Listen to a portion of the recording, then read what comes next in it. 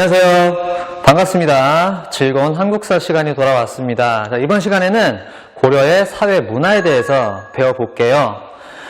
내용 들어가기 전에 먼저 교과서 47쪽을 보세요. 47쪽을 보면은 쌍화점이라는 이야기가 나와 있는데요. 이게 다름이 아니라 어떤 고려 여인과 회회압이라는 사람 사이에 있었던 로맨스를 다루고 있는 그런 시라고 합니다. 고려시대 시고요.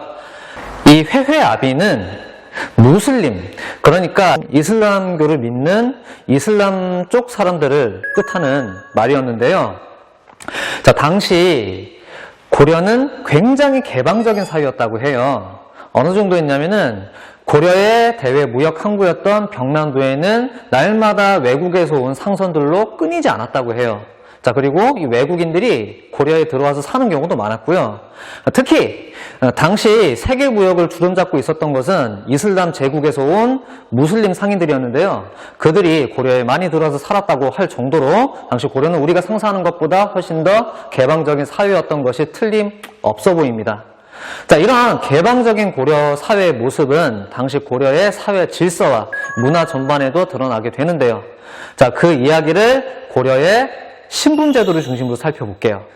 자, 교과서 48쪽을 펴시고요. 자, 필기를 새로 해봅시다. 2-2입니다. 2-2 고려의 사회와 문화가 되겠습니다. 자, 고려의 사회 질서 중에서 이것만 중심적으로 살펴보고 넘어가 보도록 할게요. 자, 신분이죠. 자, 고려가 굉장히 개방적인 사회였다는 것을 잘 보여주는 게 바로 고려의 신분이었습니다. 신분제도. 왜냐하면 그 이전에 신라의 골품제 사회와는 비교할 수 없을 정도로 굉장히 모든 사람에게, 거의 모든 사람에게 개방이 되어 있는 그런 신분이었고, 이동도 비교적 자유롭기 때문이죠. 자, 고려는 일단은 법적으로 신분의 구별이 한 가지밖에 없었습니다. 자유로운 사람인가, 자유롭지 못한 사람인가. 자유롭게 누군가에게 소유되지 않고 스스로 살아가는 사람들을 양인이라 불렀고요. 자, 그리고 누군가에게 소유된 부자유한 상태에 있는 사람들을 천인이라 불렀습니다. 자, 그래서 이 둘을 합쳐서 양천이라 불렀고요. 이 고려의 신분제도는 기본적으로, 자, 따라해봅시다. 양천제. 양천제라는 시스템을 통해서 굴러갔습니다. 자, 여기다 써볼게요.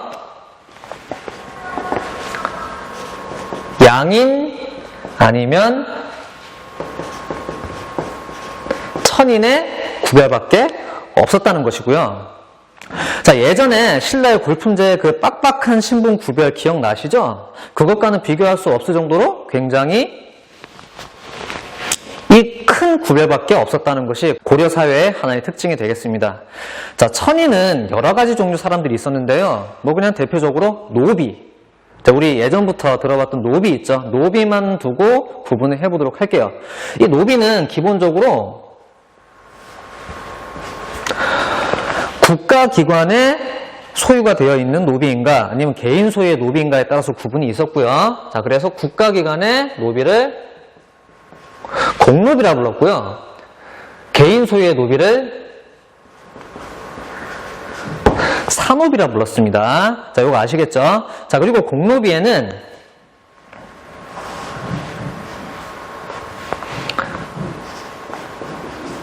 이런 노비가 있었어요.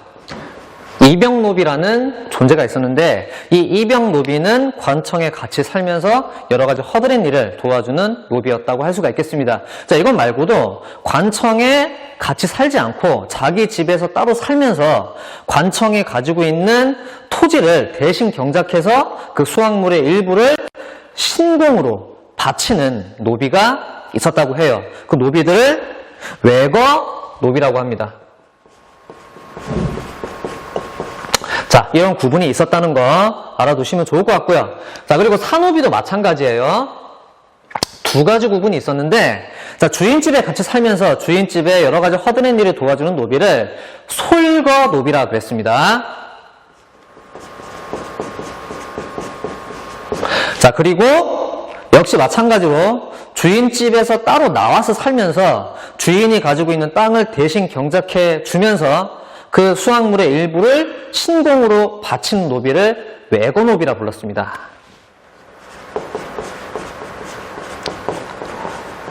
자, 그래서 크게 공노비와 사노비의 구분이 있었고, 이 공노비, 사노비 각각 같이 살고 있는가, 따로 살고 있는가에 따라서 이런 구분들이 있었다는 것을 알 수가 있는데요. 그런데 이 고려는 굉장히 개방적인 사회이기도 했던 게, 이 노비가 특정한 방법으로 자유민, 양인의 신분으로 올라갈 수가 있었어요. 자, 이게 어떻게 가능했느냐? 자, 일단 그게 가능했던 노비들은 여기 외고노비들이었어요.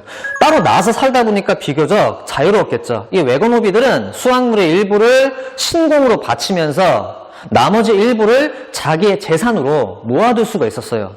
이 모아둔 재산을 불려놨다가 그걸 주인에게 바치면 노비에서 풀려날 수가 있었대요. 노비에서 해방되어서 자유민의 신분으로 올라갈 수가 있었다는 얘기죠. 자, 이렇게 노비가 신분 상승을 할 수 있는 루트도 있었다는 것을 알아두면 좋을 것 같습니다. 자, 이제 양인을 볼게요. 양인은 똑같은 자유민이에요. 누구나 다 똑같은 권리를 가지고 있는 사람들이었는데, 이 법적인 권리를요. 그런데 현실적으로 이 가운데에서도 권력을 가진 사람과 권력을 가지지 못한 사람의 구분이 존재하겠죠. 당시의 권력은 국가의 통치에, 국가의 지배에 참여하느냐, 그렇지 못하느냐로 나뉘었겠죠. 자, 그래서 국가의 통치에 함께 참여하는 사람들, 즉 국가에서 인정한 권력을 가지고 있는 사람들을 정호라 불렀습니다. 이 정호는 우리가 일반적으로 얘기해왔던 지배층이라고 생각하면 되겠습니다. 자, 정호는 지배층이었고요. 자, 그리고 나머지 피지배 자유민들, 피지배층들을 백정이라 불렀습니다. 주로 농사를 짓는 농민들이었겠죠. 자, 그래서 양인은 정호와 백정으로 나뉘어 있었고요. 자, 정호에는 어떤 사람들이 있었느냐? 크게 두 개의 축이 있었다고 해요.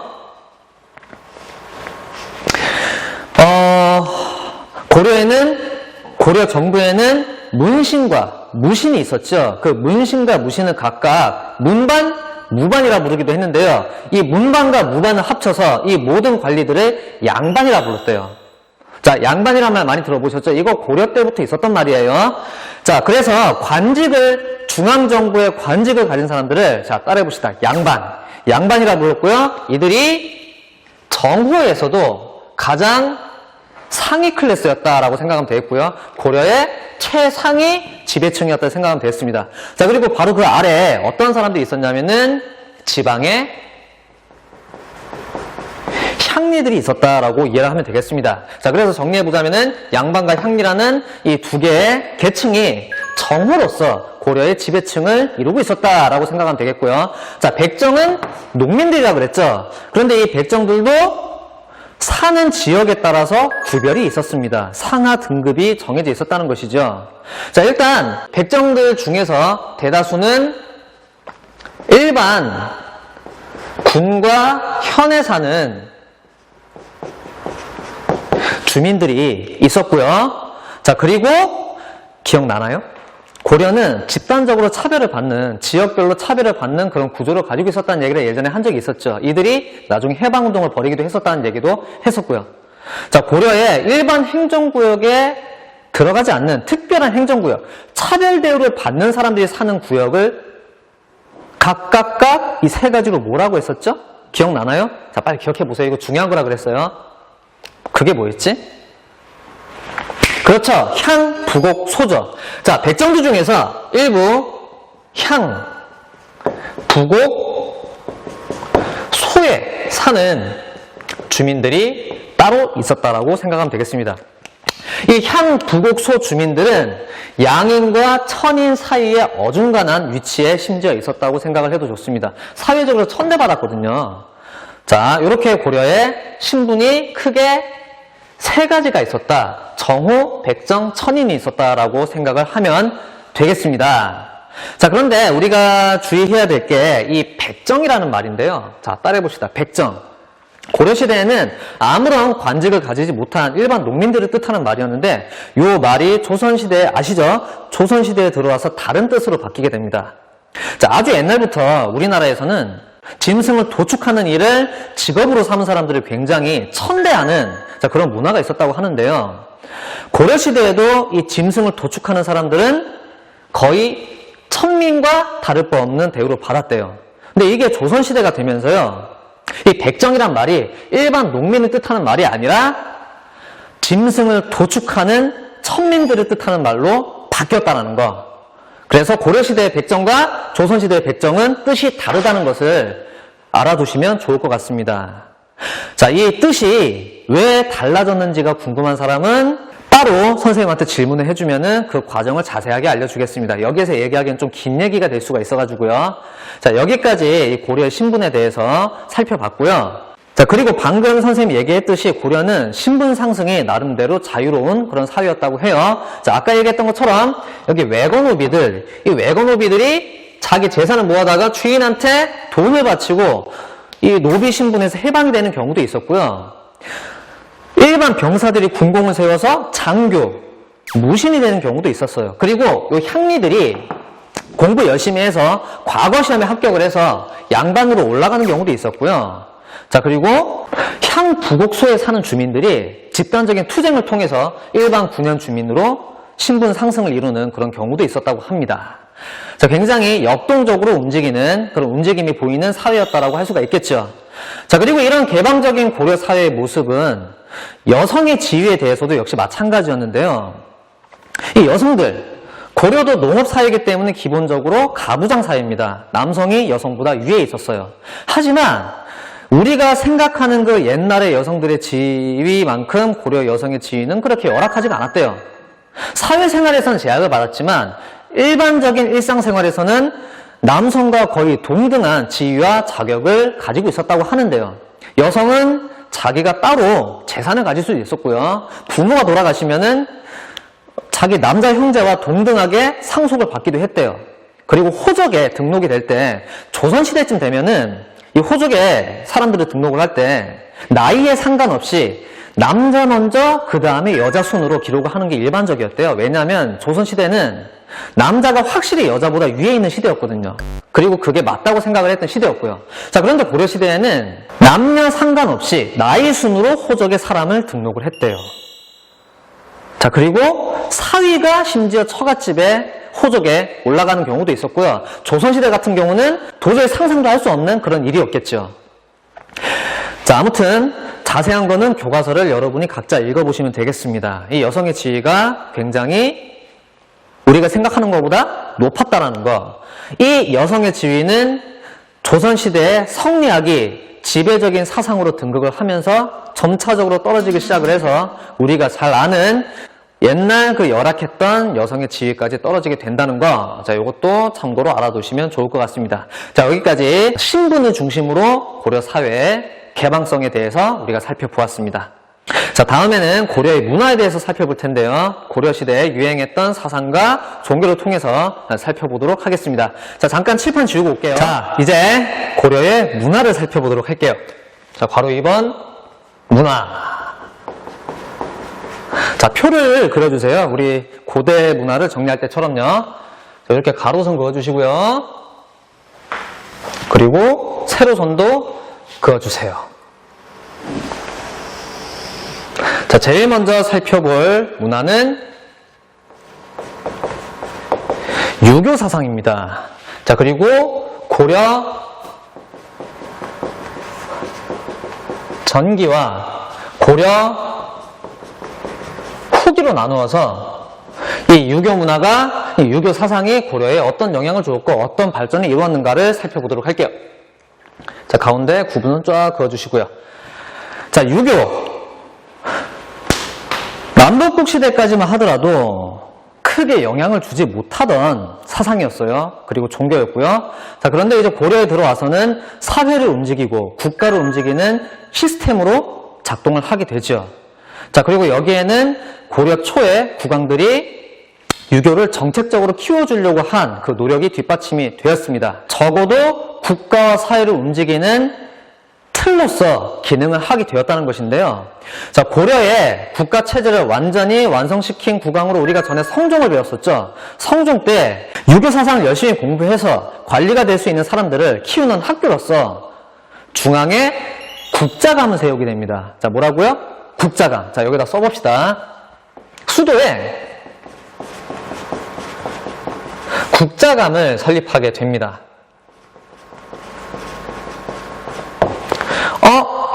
이건 전통이 있었죠. 우리 고구려 때에도 비슷한 학교 세웠고요. 통일 신라에서도 이런 학교를 세웠었죠. 자, 뭐였죠? 고구려의 그렇죠, 태학이고요. 신라의 그렇죠, 국학이었죠. 자, 그 전통이 고려의 국자감까지 이어진다라고 기억을 해두면 될 것 같고요. 자, 그리고 중앙에 국자감이 있었다면은 지방에는 이 유교를 가르치는 학교로서 이 국가가 무엇을 세웠냐면은 향교라는 학교를 설립했다고 합니다. 자, 따라해봅시다. 향교. 이 향교를 주요 지방에 설치를 해서 인재들을 양성하고 과거 시험에 응시를 시켰다는 것이죠. 자, 그런데 이 유교는 확실하게 이 이후부터 사회를 움직이는 주요 시스템으로 기능하게 됩니다. 자, 그 결과 이 유교 사상에 정통했다는 이유로 시험에 합격을 해서 높은 관직까지 올라간 사람들이 특권까지 가지게 되었다 그랬죠. 그런 특권층을 우리가 두 글자로 뭐라고 한다 그랬죠? 그렇죠. 문벌이라 그랬죠. 이 문벌들까지 등장을 하게 되는데요. 자, 이때부터 문벌들이 등장하는 요 시기부터 고려의 유교는 크게 보수적인 모습을 보이게 됩니다. 이 보수적이라는 말이 무슨 말일까요? 새로운 것을 시도하거나 새로운 질서를 이야기하기보다 기존의 질서를 지키고 기존의 기득권을 지키는 그런 일에 봉사하는 사상이 되었다는 그런 의미가 되겠죠. 자, 이 문벌들은요, 자기들의 기득권을 지키기 위해서 무엇보다도 과거 시험에 합격을 잘 해야겠죠. 자, 문벌들한테는 음서라는 특권이 있긴 했지만 이 음서를 통해서 관직에 통과를 했어도 언젠가는 과거 시험을 반드시 쳐야 됐어요. 그래야 승진하는데 더 유리했기 때문이죠. 자, 그래서 심지어 고려 초기를 지나서 중기쯤 되면은 이 과거 시험에 나오는 시험 문제를 쪽집게식으로 알려주는 사립학교들, 학원들 같은 것들이 생겨나게 됩니다. 자, 그런 학교들을 사학이라 불렀는데요. 대표적으로 최충이라는 사람이 세운 문현공도라는 이 학원이 굉장히 유명했다고 합니다. 구제학당이라 불렀대요.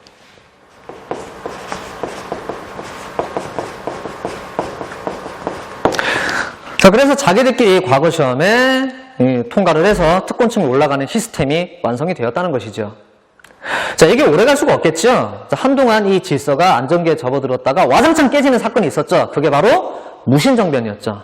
자, 무신정변이 일어난 이후로 한동안은 이 유교가 크게 침체기에 접어들었다고 합니다. 무신들한테는 이 유교가 크게 쓸모가 없었을 테니까요. 하지만 이 무신들의 지배가 끝장이 났던 몽골의 침략 이후로 유교는 다시 부흥기에 접어들게 됩니다. 자, 원간석기에 중국에서 새로운 유교가 들어오게 되었다고 전에 선생님이 얘기한 적이 있어요. 자, 그 새로운 유교를 뭐라고 한다 그랬죠? 그렇죠. 성리학이라고 한다 그랬죠. 자, 그래서 이 고려 후기에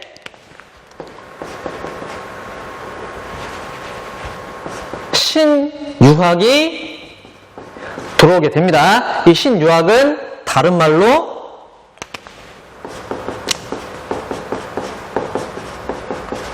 성리학이라고 부르기도 한다고 전에 얘기를 했습니다. 이 신유학이 유입이 되어서 유행을 하게 되었다라는 이야기를 했습니다. 자, 그런데 이 신유학, 성리학은 기존의 고려 전기 때 문벌들이 그렇게 열심히 공부했던 그 예전의 유교와는 좀 다른 점이 있었는데요. 그건 바로 굉장히 실천적이면서도 개혁적인 성격을 당시대에 가지고 있었고요. 자, 그리고 게다가 철학적인 성격을 가지고 있었다고 해요. 자, 이게 무슨 얘기냐면은 기존의 초기 유교는요, 좋은 사람이 되어야 된다. 그리고 좋은 나라, 좋은 세상을 만들어야 된다. 그러려면은 좋은 사람이 나라를 맡아서 다스려야 된다. 이런 명령만 있었지, 좋은 사람이 되려면은 이러이러해야 된다. 좋은 나라가 되려면은 이러한 모습이어야 된다. 이렇게 다스려야 된다. 라는 명령만 있었지, 왜 그러해야 되고 어떻게 그렇게 하는지에 대한 철학적인 설명이 부족했다는 얘기를 한 적이 있을 겁니다. 자, 그 부족한 점을 새로 업그레이드해서 나온 게 성리학이었다라고 생각하면 되겠는데요. 자, 성리학은 이 세계가 굴러가는 그런 모습으로부터 인간의 본성까지 일관되게 설명하는 설명체계를 가지고 있었다고 해요. 성리학에 따르면은 이 세상에 자연만큼 정교한 게 없어요.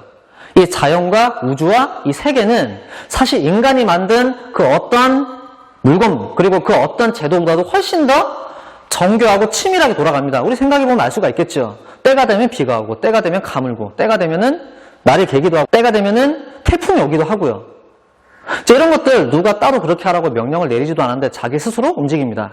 이 성리학자들은 자연에 그 무엇과도 비교할 수 없을 정도로 정교한 원리, 원칙, 이치가 숨어 있다고 생각을 했던 거죠. 자, 그리고 이 성리학자들은 사람이 잘 살고 나라가 잘 살기 위해서는 인간 사회와 인간 내부에도 이 자연의 이치를 닮아야 된다고 생각을 했습니다. 자, 이 성리학자들이 얘기하기를 인간 내부에는 자연의 이치를 닮은 부분이 숨어 있어요. 인간 본성이 사실은 자연의 본성을 닮아 있대. 자연의 이치를 닮아 있대요. 그냥 가만히 둬도 선하게, 착하게 살아갈 수 있는 그런 본성이 다 숨어 있다는 거야. 하지만 대부분의 사람들은 그 자기의 본성을 까먹은 상태로 순간적인 자기 감정과 본능에 이끌려서 잘못된 삶을 살고 있다는 것이죠. 자, 그래서 사람이 잘 살기 위해서는 자기 내부에 숨겨져 있는 자연의 이치를 닮은 그 본성을 찾아내야 된다는 그런 주장을 한 거고요. 이 자연 본성을 찾아내기 위해서 끊임없이 자기 수양을 게을리하지 말아야 된다라고 생각했던 게 이 성리학자들의 주장이었어요.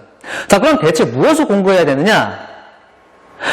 이 성리학자들이 생각하기를 자연의 이치를 인간 세상으로 가장 잘 옮겨놓은 사람이 가장 자연스럽게 잘 살아갈 수 있고 그리고 인간 사회가 가장 지속 가능하게 유지가 될 수 있는 그런 시스템을 옮겨놓은 학문이 있다고 생각을 한 게 유교였습니다. 즉, 이 성리학자들은 유교를 열심히 공부해라. 그 유교를 열심히 공부하는 게 자기 수양이다. 이 자기 수양이 극에 단 사람은 자기 내부에 숨겨져 있던 자연의 이치를 닮은 선한 본성을 깨달아서 좋은 사람으로 살아갈 수가 있다라고 생각을 했던 거고요. 이렇게 열심히 공부를 통해서 자기 수양을 이루어내서 자연의 이치를 닮은 본성에 다다른 사람만이 사회를 지배하고 통치할 자격이 있다. 그런 사람들이 나라를 통치하고 사회를 통치를 해야 이 세상이 잘 돌아가고 좋은 세상이 될 수 있다고 생각을 한 겁니다. 자, 그게 바로 성리학이었고요. 그래서 예전에 이렇게 해라, 저렇게 하면 안 된다라고 명령을 하기만 했던 이 기존의 유교에 비해서 굉장히 철학적인 그런 내용이 들어가 있고요. 자기 수양을 강조했던 실천적인 성격이 들어가 있었고요. 자, 무엇보다도 자기 수양을 통해서 탁월한 경지에 이른 사람만이 나라를 이끌어야 되고 그런 나라가 되어야 된다라고 주장한 데에서 사회개혁적인 그런 성격이 있었다는 것이죠. 자, 이 성리학은 농업사회에서 나올 수 있는 사상으로서는 거의 끝판왕급이었어요. 이 이상의 사상이 없었어요. 이 완전히 하나로 완결된 체계를 갖추었거든요. 가장 발전한 그런 사상이었대요. 심지어 저쪽에 유럽에 나중에 시민혁명을 이끌어냈던 계몽주의 사상가들도 이 중국의 성리학에서 크게 영감을 받았대요. 자, 하지만 그들이 실제로 했던 그 시민혁명과 성리학은 많은 부분에서 차이가 났었죠. 자, 여기서 유교 사상을 열심히 공부해서 자기 수양에 극에 달한 사람들, 그리고 그걸 사회적으로 시험을 통해서 인정받아서 관직에 오른 사람들, 사회를 지배할, 통치할 자격을 인정받은 사람들을 뭐라 불렀냐면 사대부라 불렀습니다. 뭐라고요? 사대부. 자, 그래서 이 고려 말기에 원간석기에 이 성리학을 열심히 공부해서 관직에 진출한 사람들을 새로운 종류의 사대부, 신진 사대부라고 불렀던 겁니다. 이 성리학이 유행을 하면서 그 이전에 고려의 지배층과는 다른, 고려의 사회 지배층과는 다른 새로운 종류의 사람들이 등장을 한 거죠.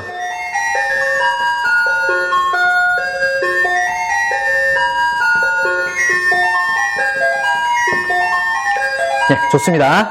자, 이 성리학, 아무튼 당시 고려 말 얼마나 혼란스러운 시기였겠어요. 원나라한테 간섭도 받지, 원나라를 등에 업은 그런 사람들이 단지 그 이유만으로 사회를 지배하면서 백성들의 고열을 쥐어짜고 있지. 지배할 자격이 되지 않은 사람들이 지배를 하면서 많은 문제들이 생겨나고 있었던 바로 그런 시대였어요. 그런 시대에 지배할 자격이 있는 사람이 지배를 해야 나라가 더 좋은 모습으로 바뀔 수가 있고, 그렇게 나라를 바꿔야 된다라고 주장을 했던 이 성리학이 얼마나 실천적이고 개혁적이었겠어요. 자, 그리고 이 개혁적인 사상을 자기 스스로 완벽하게 탑재했던 이 사대부들이 나라를 새로 세우게 된 게 조선이었습니다. 자, 하지만 이 성리학 많은 문제점이 있어요. 지금 우리가 살고 있는 이 시대의 눈으로 보면은요. 자, 일단 첫째, 신분 차별적이었어요. 이게 무슨 말이냐? 이 성리학에 따르면은요, 지배할 자격이 되는 사람만 지배하고 통치할 자격이 되는 사람만 통치를 한다라고 그런 이야기가 나와 있었죠. 자, 그리고 이 지배할 자격이 되는 사람들 사대부라고 불렀고요. 이 사대부만이 통치를 하고 나머지 사람들은 지배를 받는 것이 당연하다는 생각이 깔려 있었던 사상이었어요. 자, 나중에 사회가 농업사회에서 다른 사회로 발전하기 시작하면서 이 농업사회의 지배층이었던 사대부들을 중심으로 생각을 하고 있었던 이 성리학이 낡은 사상이 되어버리게 되면서 굉장히 많은 문제점을 불러오게 됩니다. 자, 그리고 두 번째, 여성차별적이었어요. 이 성리학은 기존의 다른 불교나 초기 유교보다도 훨씬 더 여성을 차별했다고 합니다. 자, 그래서 이 성리학을 국가의 사상으로 받아들인 조선시대에는 여성의 지위가 말도 안 되는 수준으로 땅바닥으로 떨어졌다고 해요. 자, 이런 문제도 가지고 있을 거예요. 자, 그리고 세 번째, 모든 것이 자체 완결적인 굉장히 발전된 사상이다 보니까 다른 사상에 대해서 굉장히 배타적이었어요. 그래서 나중에 이 성리학 국가로 출범을 하게 된 조선시대에는 가면 갈수록 사상의 자유, 사상의 다양성이 억압받는 그런 모습을 보이게 됩니다. 이 모든 문제점이 고이고 고이다가 썩어서 골마 문드러지게 되면서 이 성리학이 처음에는 사회를 개혁하는 개혁 사상에서 이제 사회 발전을 가로막는, 사회 발전을 늦추게 만드는 그런 사상으로 전락하게 된 것이죠. 자, 여기까지 성리학에 대한 이야기 잘 이해가 되셨는지 모르겠습니다. 자, 일단 성리학에 대한 설명은 여기까지 하겠습니다.